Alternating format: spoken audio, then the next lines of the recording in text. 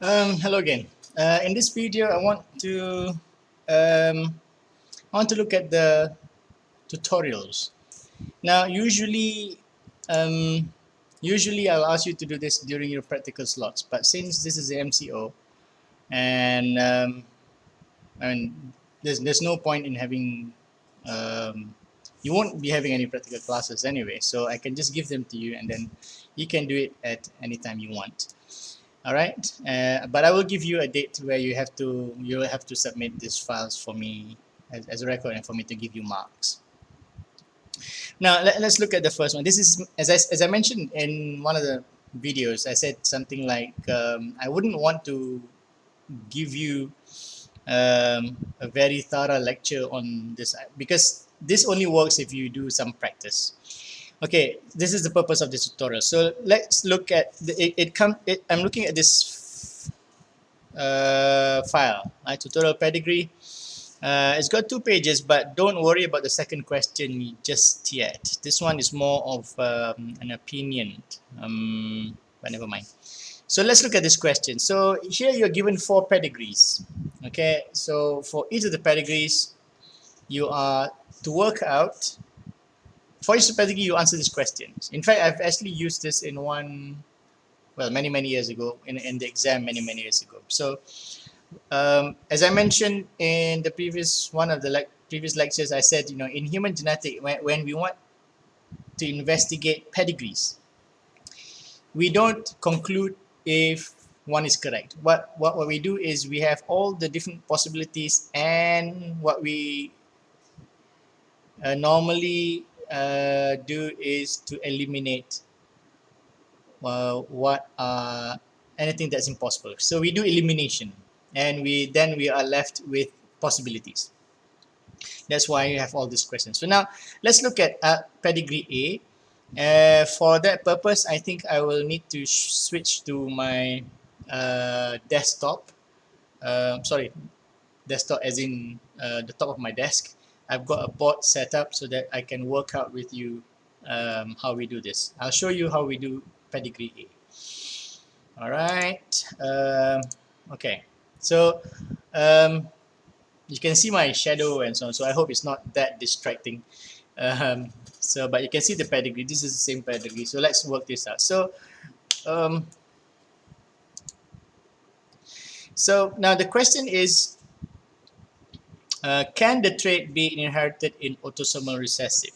Now, let's assume D1, D2. Again, we're moving away from the big capital letters for dominant, small letters for this for recessive. We're moving away from that. We're using numbers because after this there's going to be a lot more numbers. So because we don't know this is recessive or dominant, so we'll just say D1 disease, D2 normal. Normal is not the individual. I said you don't use normal for individuals, but this is the normal allele. Now, let's say, so assuming the first question is this, can it be inherited in autosomal recessive? So, all right. So now if you say that this is autosomal recessive, then that person must be D1, why do I have that? D1, D1, right? Autosomal recessive. Which means to say that if that person is D1, then the parent must each have the D1, okay? Which means to say the parents must be a carrier. The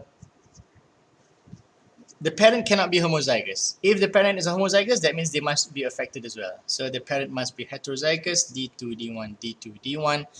And what about the others? So, well, it doesn't matter, right?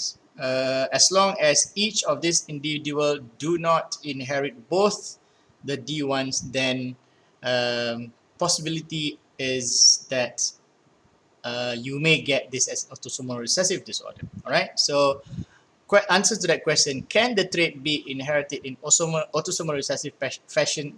Yes, provided that both the parents are carriers. Okay. Now, hang on to that thought, because later on I will want to discuss that a bit. So second question, can the trait be inherited in autosomal dominant fashion? Right? So if it's dominant, then this one will be, oops, sorry. This one will be D1, D2, correct? Which means to say one of the parent must have D2. Okay, either the mother, let's just say it's the mother. Now is that, sorry, D1, one of the parents must have D1. Either this one or this one. Is that possible? That is not possible, because if each of the parent is D1, then it must show the phenotype. So now we can say, can the trait be inherited autosomal dominant? No, it cannot. So B has been ruled out. So I don't know whether you can see this, so I'll just write it. Let me just check. Okay, you'll be able to see it. So I will write here A,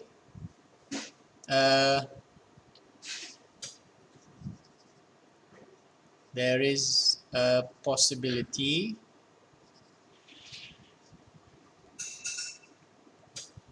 that both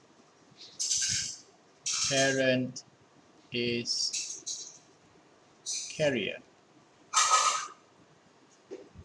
In fact, I will A, yes. B, no. Right? Why? Parents, neither parents show phenotype.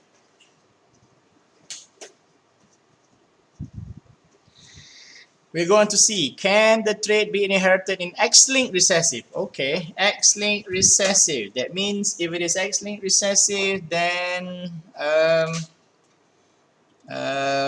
let's just say X D1. I don't know whether you can see this, but I'm writing this small. The mother must be a carrier, D2. So X-linked recessive, then this one is X and Y. So you will have, okay, we see. If it is X, that means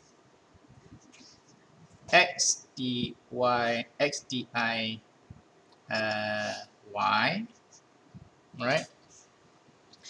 Can this be normal? Yep. It gets X d2 Y. Now,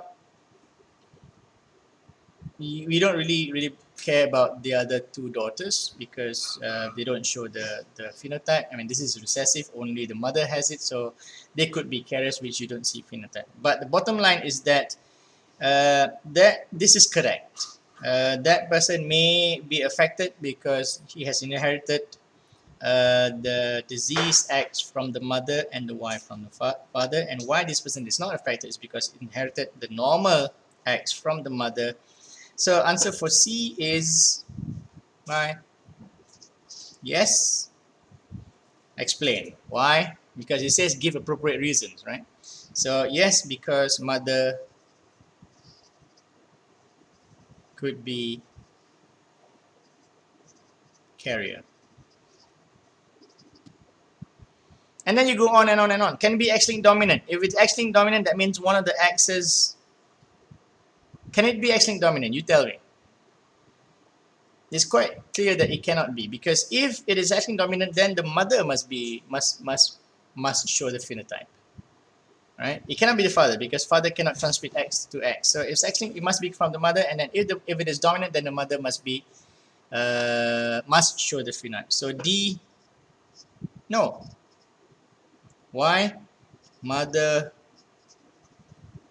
is unaffected. And so on. Okay? So this is what you need to do for the rest of the pedigree. It's not difficult. It's just a little bit tedious because you have to go one by one and by one. So now you see that for this particular family, I've just done the 4 questions. There are 2 more questions which I won't do. I will leave you to do it. But based on the first 4 questions, there are only 2 possibilities. It could be either autosomal recessive, or it could be X-linked recessive. And normally you will just stop at that. Not stop at the 4, but after answering questions, you leave it. You're not going to know exactly which one is correct. Right? So you just leave it at, oh, okay. So you will just eliminate. No, it's not. It's definitely not autosomal dominant. It's definitely not X-linked dominant, so it must be recessive. So the next thing you want to do is to get more data, more family. You'll go to investigate the family further and see what more evidence or what more information you can get to that, so that you can actually come up with a more concrete answer. You want to differentiate. You want to be able to get enough information so you can tell whether it's actually X-linked or autosomal recessive. So that's how you do it. For this pedigrees, I can tell you, you will not get a single answer. You will probably get something like this. All right, but you do them as practice, and I will let you know when you need to submit. Okay. All right. Good luck.